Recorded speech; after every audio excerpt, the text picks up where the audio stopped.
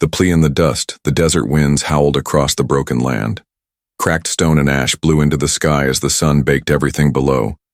There was no life here, only ruin. But then came footsteps. Quiet, steady, human. Jace moved carefully, over the dry ground. He wore an old jacket, torn at the sleeve, and carried a small bag slung over his shoulder. His boots were covered in dust. He wasn't looking for trouble, just water, food, and maybe a place to rest. He stopped at the edge of a broken wall. It looked like part of a village, burned, crushed, and long abandoned. Buildings were half standing, metal twisted by explosions. It smelled of smoke and death. Then he heard it, a cry. It was soft, broken, like a whisper in pain. Jace turned quickly, hand near his tool blade. He listened. The cry came again, closer this time. He followed it, heart racing. Behind a pile of shattered stone, he saw her, a woman. No, an alien woman. She was on her knees, her body wrapped in torn gray robes. Her skin shimmered pale violet under the sun, marked with glowing lines that pulsed weakly. Her hair was dark and fell around her face like a curtain. And in her arms was a baby, a tiny alien child, still and silent, barely breathing. Jace stepped forward, unsure. The woman looked up. Her eyes were large and silver, wide with fear. She reached out with one shaking hand. "Please," she said, her voice trembling. "Please save my baby. I will give you anything." Jace froze. He wasn't a doctor. He wasn't even a soldier anymore. He was just human. Alone and tired, but the way she looked at him, it wasn't just begging. It was breaking. Her whole soul was pouring through those eyes. "What happened?" he asked quietly, kneeling down. "A raid," she whispered. "They burned our home. I ran." She was crying, then she stopped. "Please, she won't last long." Jace looked at the baby. Her small body was wrapped in thin cloth, her breathing slow, her skin a shade of blue that didn't look right.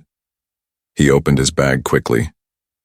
He had a water pack, some energy tabs, and a few field tools. Not much, but maybe enough. He touched the baby's forehead. It was cold. "She's sick?" he asked. "No," the alien mother said. "She's burning inside. Her energy is unstable. We use ambient fields to balance it, but everything is broken now." Jace blinked. "Energy? She's absorbing power?" The woman nodded. "Without a stabilizer, her core will break apart." He didn't fully understand, but he could see one thing. This baby was dying. Jace pulled out a small solar cell from his bag. It powered his scanner. He hesitated, then snapped it free and pressed it gently against the baby's cloth. At first, nothing happened. Then the cell lit up. Bright. Too bright. Energy surged into the baby's chest. Her skin glowed faintly. Her breathing steadied. The mother gasped. "It's working." Jace kept his hand steady. "Don't move." After a minute, the baby's color changed. From blue to soft purple. Her eyes didn't open. But she wasn't fading anymore. Jace let out a breath he didn't realize he'd been holding. "You did it," the mother whispered. "You saved her." He leaned back, wiping sweat from his face. "I think it's just a short fix," he said. "That battery won't last long. She needs more, maybe real tech." The woman looked at him again. Her hand touched his arm. "I meant what I said," she said softly. "Anything you want. My body, my bond, even my life. Just don't leave us." Jace pulled his arm back, gentle but firm. "I don't want anything from you," he said. "Not like that." She looked confused. "Why help then?" He shrugged. "Because no baby deserves to die, not on my watch." She lowered her head, tears falling into the dust. They sat in silence for a moment, broken only by the wind. Then something moved in the shadows behind them. Jace heard it, just barely. His hand went to his blade again. "We're not alone," he said. The mother's eyes widened. "They followed us," Jace stood, scanning the broken buildings. The baby let out a tiny sound, almost a word, a soft noise that felt like safe. But nothing was safe here, not yet. What lies beneath? The baby's weak breath calmed in Nayari's arms, her chest now rising slowly but steadily. The solar cell Jace used still glowed dimly, but its energy was draining fast. The moment of peace they had was fragile, like glass under pressure. Jace stood with his back to the wind, scanning the broken buildings around them. Nothing moved, but something felt wrong. Something watched. He turned to Nyari. "We need to move." Nyari looked up, cradling her baby close. Where? Anywhere but here. Suddenly the ground near them cracked. Jace jumped back, blade in hand. Nyari clutched the child tighter. From under the sand and stone a shadow shifted. Metal sphere, half-buried, blinking red, it let out a pulse. "What is that?" Jace asked, stepping toward it. Nyari's voice trembled. "A tracker. Imperial grade." Before she could say more, the sphere exploded in light. Not a blast, an alert. Red streaks flew into the sky like flares. "They know we're here?" Nyari whispered. "They're coming." Jace didn't ask who. He just grabbed Nyari's arm and pulled her into a narrow passage between two fallen towers. They moved fast. Nyari was weak, her legs stumbling. The baby made no sound. They ducked into the ruins of an old hall, its ceiling half open to the sky. Jagged metal curved like claws above them. Jace sealed the entry with a slab of stone. "We'll rest here, just for a minute," he said. Nyari sat carefully, rocking her child. Her skin shimmered dull violet now, tired, scared. "Why are they hunting you?" Jace finally asked. Nyari hesitated, then looked up. "Because of her. My baby is not just mine." Jace frowned. "What do you mean?" "Her father," she said slowly, "was high command, a leader in the core rings. He betrayed them to save me. They executed him when they found out. Now they want the child erased." Jace was silent. "They think she's a threat," she added. "A symbol, a half-blood who could unite two enemies." Jace looked down at the baby, tiny, fragile, and powerful. "What's her name?" "Alia," Nayari whispered. "It means hope." A soft hum echoed in the air. Jace turned, blade raised. "Did you hear that?" Nayari nodded slowly. "They're near." Outside the sand shifted. Footsteps, heavy, armored. Someone or something was searching for them.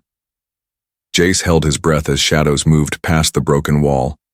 Tall figures in black exosuits, glowing visors scanning every inch. Then a small sound. Alia moved in her mother's arms. The solar cell, almost empty, flickered and sparked. The flicker shone through the cracks in the wall.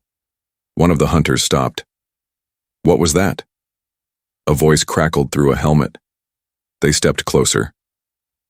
Jace grabbed the power cell and crushed it underfoot. No more light, but it was too late. A large metal hand smashed through the wall. Jace shoved Nyari and Alia deeper into the hall. "Run!" The hunter stepped in, 7 feet tall, armored in dark plates, its weapon lit up, humming with energy. Jace threw a flash charge and dove. White light blinded the room. He tackled the hunter's legs, slashing with his blade. Sparks flew as the blade scraped armor. The hunter stumbled, then slammed Jace to the wall. Pain exploded in his ribs, but Jace didn't stop. He grabbed a pipe from the floor and swung again, hitting the visor. It cracked slightly, but it wasn't.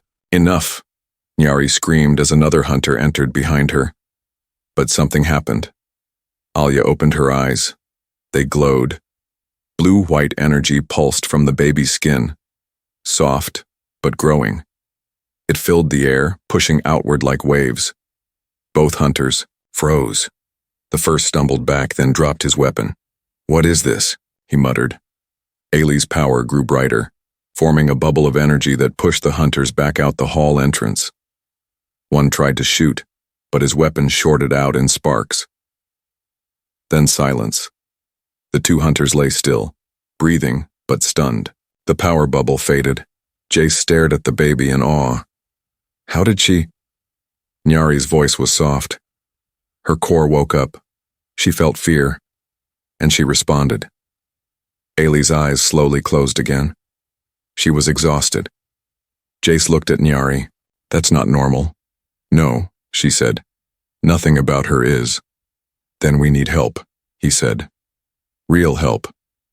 There's a place, Nyari said, her voice weak. An old site, forgotten, a sanctuary, deep in the Black Hills. It holds tech from before the war. It might heal her. Can we get there? He asked. Nyari nodded barely. Yes, but we'll be hunted every step. Jace stood, hand on his side where he'd been hit. Then let them come. I'm not leaving. Her. He looked down at the baby again. He didn't know why he cared so much, but he did, and something told him. This child was more than she seemed. Hunters in the night. The sun had set behind the shattered hills.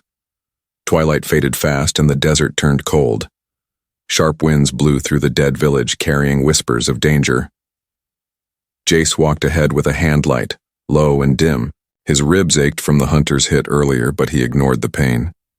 Behind him, Nyari held her baby close, wrapped tight in cloth. Alia's small face was calm now, but her skin still glowed faintly beneath the fabric, like a sleeping star. We can't stay near the ruins, Nyari whispered. They'll come back with more. Jace nodded. You said there's a place in the Black Hills? Yes, she said. A sanctuary, deep and hidden. Only my kind know of it. Then we head there now. They moved through the sand, stepping over broken bones, rusted machines, and strange stone totems half buried in ash. The path was silent, but the silence didn't feel empty. It felt watched. As night fully settled, the world turned pitch black, only the stars lit the way, millions of them across an alien sky. Jace paused, scanning the distance. Then he heard it. A low, distant growl, not like an animal, closer to a machine. Or worse. We need to hide, he said sharply. Nyari pointed to a ridge nearby, jagged rocks like crooked fingers reaching from the ground. They ducked behind the largest one, breath shallow. The sound grew louder. Metal scraping stone. Steps, heavy and steady. Then they saw it. A hunter, taller than the last, walking slowly through the wasteland. But it wasn't just a soldier, it was something else. Its armor was red-black and its eyes glowed white-hot like twin suns. It had no gun. Instead, thick wires ran down its arms into blades attached to both hands. It wasn't here to capture, it was here to kill. That's an eradicator, Nyari breathed. They only send those when they want nothing left behind. Ailey's energy flared for a second, too bright. Jace quickly covered her with his jacket. The eradicator stopped. It turned its head slightly, scanning. Did it see them? Jace held his breath. Then a sound came, high and strange, like a cry. It wasn't from Alia. It came from far behind them. The eradicator turned and ran in that direction, slicing through the darkness like a ghost of war. They had seconds. Move, Jace said. Fast. They ran, through dust, rocks, and twisting, stone paths. The terrain changed. The air grew colder. Black hills began to rise in the distance like a line of sleeping giants. But danger wasn't done. Above them, a drone flickered into view. Small, quiet, and nearly invisible in the night. Jace spotted it just in time. Get down! He fired a pulse dart. Direct hit. The drone exploded in a silent flash, but not before it sent out a signal. They'll know where we are, Nyari said. Then we go faster. They ran again, feet cutting into rough sand, lungs burning. Finally, they reached a dark canyon. The rocks opened like a jagged mouth. Inside, the light faded almost completely. Nyari led him with strange markings on the walls. Faintly glowing script that responded to her hand. This place is sacred, she said. No one comes here but seekers and protectors. What are you? Jace asked, breathing hard. She looked at him. Both, but never strong enough to be either. They entered a narrow chamber deep in the earth. Jace collapsed to his knees, panting. His jacket was torn. Blood stained the side of his shirt. Nyari placed Alia gently in the center of a glowing ring etched into the floor. As soon as she did, the chamber lit up. A humming filled the air. Symbols moved. Walls shifted like something waking from a long sleep. Ailey's body lifted an inch from the ground, wrapped in soft energy. Her breathing steadied again. Jace watched in awe. She's connected to this place, he whispered. Nyari nodded slowly. She's more than a child. She's a bridge between old worlds and new ones. She doesn't just carry energy, she carries memory. What kind of memory? The kind even time fears. Jace didn't know what that meant, but he knew one thing. This baby was important. Not just to Nyari. Not just to her people. Maybe to the entire galaxy. But just as hope began to rise, a loud crack echoed through the canyon. Then another, not thunder. Footsteps. Closer. He ran to the edge of the chamber and looked out into the tunnel they came through. 6. Red lights moving fast, low to the ground. Drones, no, something worse. They're here, he said. Nyari stood, body trembling. Eradicator scouts, they crawl, they hunt. Can they be stopped? No, she said. Not unless... Unless what? Unless Ailey wakes again. Ailey hovered in the ring, calm, unaware. Jace stepped forward, hand out. Come on, Ailey. You can do this. The scouts were almost in. Nyari screamed as one leapt through the opening. Then suddenly, Ali opened her eyes. The chamber exploded in blue-white light. A wave of force shattered the scouts instantly, their metal bodies thrown against the rock and crushed like paper. Jace fell to his knees, shielding his eyes. When he looked up, Ailey floated above the ring. Her body surrounded by ancient runes. Her mouth opened, and she whispered something in a language older than stars. The energy faded. The chamber was silent again. Ailey dropped softly into Nyari's arms, now sleeping peacefully. Jace looked at both of them. That wasn't just a baby's power, he said. Nyari nodded. That was a message. To who? To everyone who's watching, she whispered. The war isn't over. And this child, she's going to end it. The Guardian test, the chamber was quiet now. The soft, blue light faded, leaving the air thick and still. Pieces of shattered scouts lay scattered like broken insects, their red eyes dark and silent. Jace sat against the wall, his chest rising and falling slowly. His hand trembled slightly, not from fear, but from what he had seen. A baby had done this not with rage, not with hate, with something older, deeper, something that made even machines obey. Nyari knelt in the center, holding Alia close. The child was warm again, steady, no longer glowing, but different, stronger. She had passed a line no child should have to cross. What was that? Jace asked softly. Nyari didn't answer right away. She stared at the glowing circle on the floor where Ailey had floated moments before. A Guardian test, she said finally. I didn't think it was real. I thought it was just a story. What kind of test? She looked at him, eyes wide with something like awe. This chamber was built before the First Empire. Only those with pure energy can wake it. Only those worthy can pass through its light. Alia didn't just survive, she was chosen. Chosen by who? Nyari lowered her gaze. By the planet itself. By the old code buried in the core. Jace looked around. The walls weren't just stone, they were covered in old language, symbols that shifted slowly, glowing under layers of dust. He reached out and touched one. A pulse shot through his finger. Not painful. Just alive. He pulled back quickly. The ruins know you, Nyari said quietly. That's not possible, he replied. But deep down he felt something. Something like a door opening inside his mind. Just a crack. A memory he never lived. He He stood up and moved toward a carved archway at the back of the chamber. It hadn't been there before. Or maybe it hadn't wanted to be seen. Nyari followed. This is not part of the sanctuary. It's older. Then we see what's inside. They passed through the arch. On the other side was a hall, vast and round, lit by lights that flickered to life one by one. Statues lined the walls, giant, silent, human-like figures, though clearly alien. Each one held a different tool, each gaze pointed inward.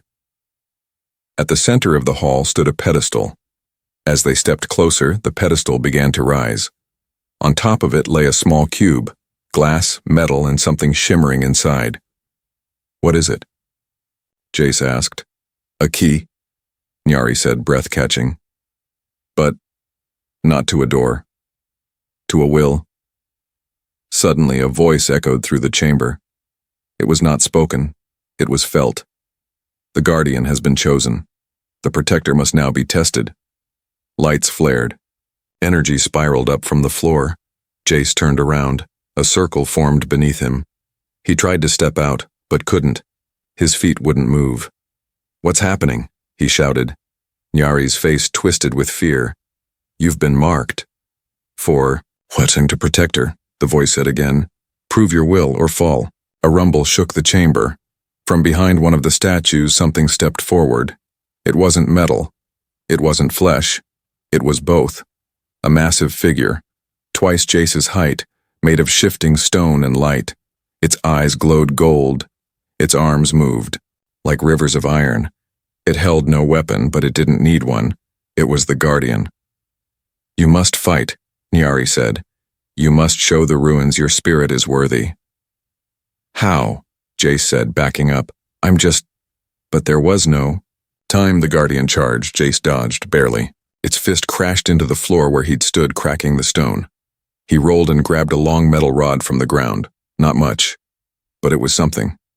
The Guardian moved again, faster than it looked. Jace ducked under its arm and slammed the rod into its side.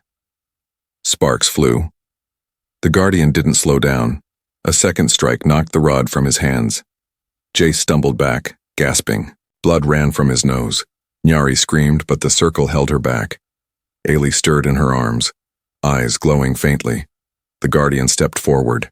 Its hand rose to strike the final blow. Then Jace did something unexpected. He didn't run. He didn't fight. He stepped forward, arms wide, unarmed. If you want to test me, then look inside me, he shouted. I didn't ask for this, but I won't leave her. I won't run. You want a protector? You've got one, even if it kills me. The Guardian froze. Its hand stopped midair. Light burst from its chest, then faded. It lowered its arm. Then it knelt. The chamber lit up again. The circle under Jace disappeared. He dropped to one knee, breathing hard. The voice returned. The Protector is accepted. The Guardian vanished in a swirl of light. Jace looked up at Nyari. Her eyes were wet with tears. You passed, she said. Jace stood slowly. What now? Now, she said, holding Alia tightly. We find the truth. Because this child was born to change everything. And you're the only one the stars have chosen to protect her. Jace looked at the cube on the pedestal again. It pulsed softly, like a heart. He didn't know what was coming. But he knew one thing for sure. He wasn't just saving a baby anymore. He was guarding the future. The healing chamber deep inside the ancient ruins. Past halls carved with forgotten stars and symbols older than war, they found the healing chamber. Its door opened silently as Jace approached. The metal did not scrape or groan. It moved like breath. Alive. Nyari stepped beside him, holding Alia, close. The baby was asleep again, her face peaceful, but the soft pulses of light under her skin had grown brighter with each passing hour. Jace looked around. The chamber inside was circular, wide and warm with golden light. Vines of glowing wires curved across the walls, moving like veins under the surface. In the center stood a cradle, floating slightly above the floor, humming with quiet power. This place feels sacred, Jace whispered. Nyari nodded. It is. Our legends call it the core womb. Only a being with living energy can enter the cradle. Only one marked by both life and legacy. Jace stepped back. That's her, isn't it? Nyari's voice trembled. Yes. She's the firstborn with pure spirit and hybrid blood, both human and Zarian. Jace's breath caught. You said her father was high command, but you didn't say he was human. Nyari looked down. I didn't know at first. He wore the uniform. He spoke our tongue. But when he touched the crystal flame during our old rites, it accepted him. No Zarian blood can do that. She looked at Jace then. Really looked. His name was Kale. He was human, like you. Jace felt the weight of it settle deep inside. A human had once loved this alien woman, had created a child with her, had died trying to protect them, and now another human stood in the ruins holding that child's future in his hands. Put her in the cradle, the chamber whispered, not in words but in something deeper. Like a voice inside their bones. Nyari walked forward and gently laid Alia in the floating bed. The moment she touched it, the wires on the wall began to glow, brighter. Ancient machines stirred. Symbols lit up in the air. Ailey's body lifted a few inches above the cradle. Her eyes stayed shut, but her small hands opened. Threads of blue-white light rose from her chest, her fingers, her head, connecting with the chamber. The machines began scanning her. Lines of glowing language spun above her body. Jace couldn't read it, but Nyari could. Her eyes widened. Her energy core is growing, she said softly. And something else is unlocking. Something buried in her DNA. Jace stepped closer. What does it say? She carries a memory vault. It's not just power inside her. It's a message. From who? Before Nyari could answer, the room dimmed. A sound like metal sighing echoed through the air. Then came a voice. Not from the machines, not from the walls. From her. Alia's body glowed bright. Her mouth opened, but the voice wasn't hers. This is the last warning. To those who divided the stars. To those who used blood to draw borders. The child is born not from war, but from mercy. She is the end. And the beginning. The cradle trembled. Jace felt heat behind his eyes. Not pain. Something like remembering. He saw flashes, a planet burning, a hand reaching through fire, a cry in the dark. Then Alia, held high, glowing in the center of a storm, and everything, bending toward her like she was gravity itself. Then, nothing. Silence. Alia dropped softly back into the cradle, sleeping again. Nyari fell to her knees, shaking. She's the vault, she whispered. Our ancestors hid the truth inside her before they fall. She's not just a child. She's the record of what we were and what we could be. Jace swallowed hard. And now everyone who knows that will come for her. The lights in the chamber dimmed again. Something had changed. A new door opened behind the cradle. Another. Chamber, Nyari said. But Jace didn't move. He was watching the glowing patterns near the cradle. They had changed. The lines were familiar. Symbols from old human languages, Earth alphabets. Binary. Wait, he said. That's not Zarian. Touched one. And everything lit up. Suddenly the pedestal from earlier, the cube, rose again. It hovered toward Jace and stopped in front of him. This time it opened. Inside was a ring. Simple. Silver. Smooth but lined with strange carvings. Jace reached out. As soon as his fingers touched it, the floor lit up beneath his feet. A circle, the same one from the Guardian trial, but now it burned brighter. The protector has taken the bond. The child now has a shield. The ring snapped onto his hand, clicking into place. It tightened once, then cooled. Jace blinked. What did it do? You just sealed yourself to her, Nyari said. You've accepted the ancient role. Guardian by life, Defender by death. And if I remove it? You can't, she said. Not unless you give her up. Jace looked at Alia. She was still sleeping. Peaceful. He took a deep breath. Then I won't ever take it off. Before Nyari could reply, a low alarm echoed through the ruins. Machines stirred. Lights flickered. Nyari turned pale. They've breached the sanctuary. Jace grabbed her hand. Take Alia, we move now. We won't make it far, she said. There are too many. Then we don't run, Jace said, eyes cold and calm. He raised his hand. The ring glowed. A shield of light appeared around them, humming with energy. This time, he said, they'll know what it means to threaten something worth protecting. The price of protection red warning lights pulsed across the chamber walls. The soft golden light from the cradle faded into deep crimson. Machines hummed louder now, not in harmony, but in alarm. They were coming. Nyari clutched Alia close, wrapping her child in cloth that shimmered faintly with protective layers. Alia didn't stir. She had given too much already. Her small body rested, but her energy still glowed softly, like a quiet star in the dark. Jace stood between them in the doorway. The silver ring on his finger pulsed steadily, casting a dome of translucent energy around them. Outside, the sanctuary shook. Distant booms echoed through the ancient walls. Dust rained from above. It wasn't just a few soldiers this time. They had sent an army. They know what Alia is now, Nyari said. They'll destroy this place just to kill her. Jace's voice was calm but sharp. Then they'll have to get through me. The shield won't hold forever, she warned. You're not one of them. You weren't born for this. Jace looked back at her. His eyes weren't scared. Maybe not, he said. But she's a child and I'm human. We don't let children die just because it's hard to protect them. Suddenly, the outer doors burst open with a deafening crack. Light flooded in. Shadows moved quickly, dozens of them. Armored soldiers with glowing visors, weapons raised. They didn't speak. They didn't shout. They just advanced. You have one chance, Jay said loud and clear. Turn around, this child isn't your enemy. The soldiers didn't stop. They fired. A dozen blasts of red energy slammed into the shield, but the light held.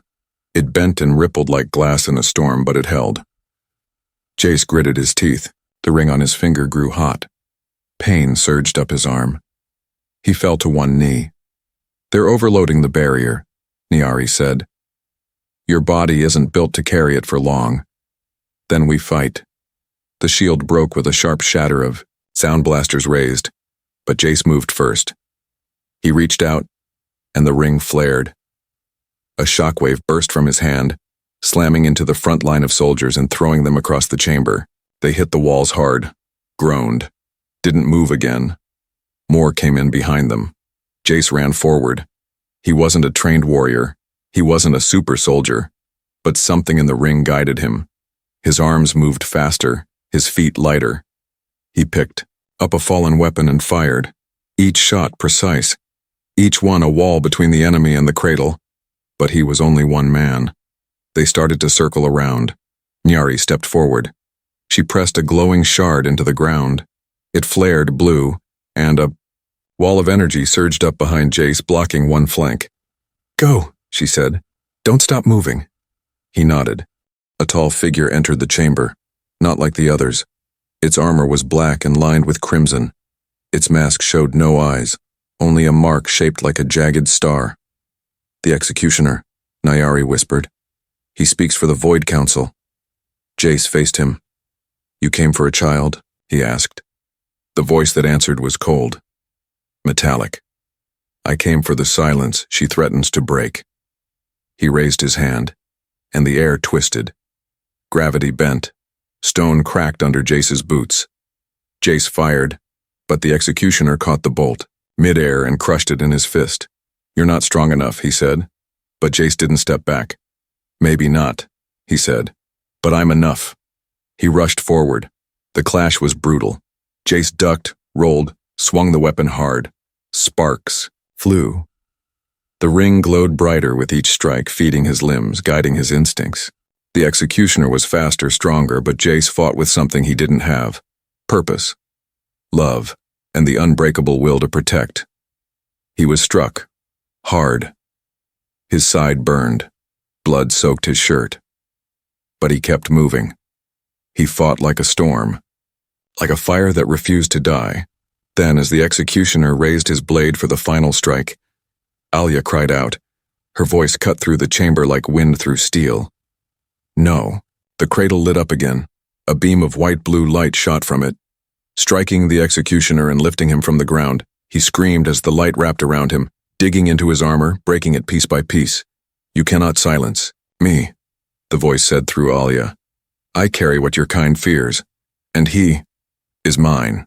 The executioner tried to resist, but the energy cracked his armor. His weapon shattered in midair. With a final cry, he vanished into sparks. Silence fell. Jace collapsed to the floor, breathing hard, his face pale. Nyari rushed to him, pressing her hand against his wound. You can't die now, she whispered. He smiled faintly. Not planning to. Ailey floated gently from the cradle, wrapped in light. She looked at Jace and reached out. He touched her hand. The moment he did, the ring on his finger cooled. His wound began to close. The chamber pulsed softly, calm again. Nyari knelt beside them, wrapping her arms around Jace and Alia. You paid the price, she said softly, but you protected her. They'll remember that. Jace looked down at the child in his arms. Let them remember, he said. This was never about power. It was about one life, and the promise we make to protect it. The gift he never asked for, the air inside the ancient sanctuary, was still but not silent. Beneath the silence was a deep, humming energy, like the steady breath of something vast and alive. Ailey floated in Jace's arms, glowing gently. The cradle behind them had gone dark now, its work done. The machines around them no longer hummed, with warnings. They waited. The battle was over. The executioner was gone. The soldiers had either fled or fallen. And yet, Jace did not feel peace. He sat against the wall, shirt torn, chest rising and falling slowly. The silver ring on his finger no longer burned. Instead, it pulsed softly in time with Alia's heartbeat. Nyari sat beside him, her eyes tired but warm. She had not spoken in a while. She just watched Jace holding her child, no longer with fear but with something like faith. They'll come again, Jace said quietly. Nyari nodded. They will, in greater numbers, and with crueler weapons. Jace looked down at the baby girl in his arms. Her small fingers curled gently around his thumb. But she'll be ready next time, won't she? No, Nyari whispered. You will. He looked at her. The ring, she said, was never just a shield. It's a gate. It connects the protector to the source. And the source is her. Ailey's eyes opened slowly, no longer glowing violently, just softly lit like moonlight in a child's gaze. But there was more than innocence in her stare. There was memory, a weight beyond her tiny frame. Jace felt a whisper in his mind. Not words, not commands, just knowing. He saw flashes again. Visions, not from his own life. A council room with 10 alien races. Peace shattered by one betrayal. A cry in a stone temple. A secret placed inside a child. And a choice. Always a choice. Ailey reached her hand toward his chest. The ring lit up again. This time, Jace didn't resist. The energy flowed through him, not like fire, not like pain. It was clarity. He saw everything. The Zarian history. The human connection. The war that should have never been. And the truth. Ali was not a weapon. She was a reset. A key placed in living flesh. A child grown from both bloodlines, meant to awaken. The last system that could undo the damage done by centuries of hatred. But she needed one more thing to activate it fully. A human soul bonded to hers. A guardian who would stand not as her master, but as her anchor. Jace.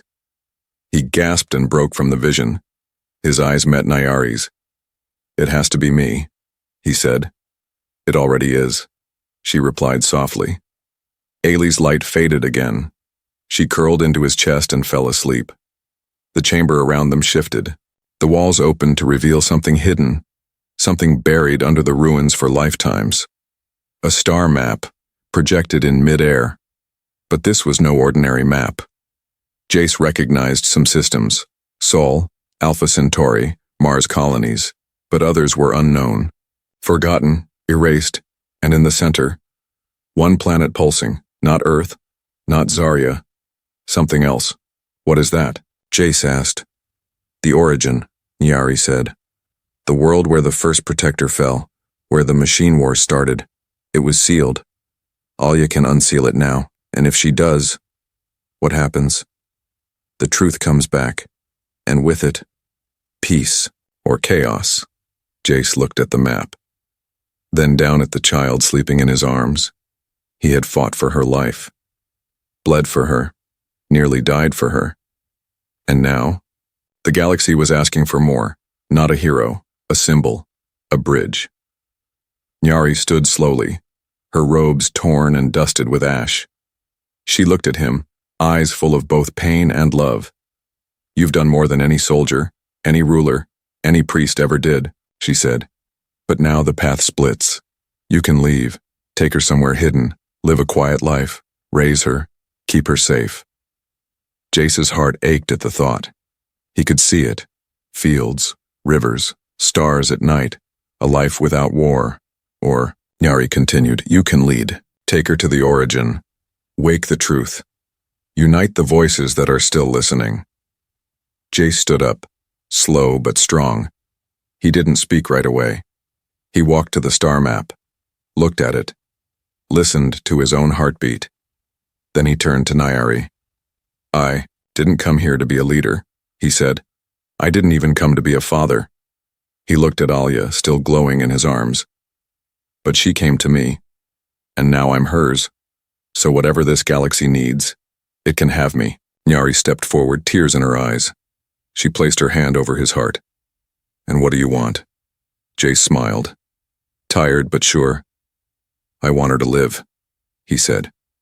"And for that, I'll walk through hell." The map pulsed once more, acknowledging the choice. A beam of light shot upward through the ceiling, piercing the sky. A signal, not of surrender, of return. Far above, in dark ships and silent command rooms, watchers stirred. The protector had been found, and the key was no longer hidden. Epilogue. 1 year later, a planet once locked in silence bloomed again. Cities awakened. Machines sang again. The memory vaults opened, one by one. In the center of it all walked a human man in old boots and a dusty coat. Beside him, a violet-skinned woman with a sharp gaze. And between them, a little girl with glowing hands. Wherever they went, the war stopped, not because of fear, but because even the coldest hearts remembered what they had forgotten. Every child deserves to live, and someone, somewhere, must be willing to protect that truth. The end.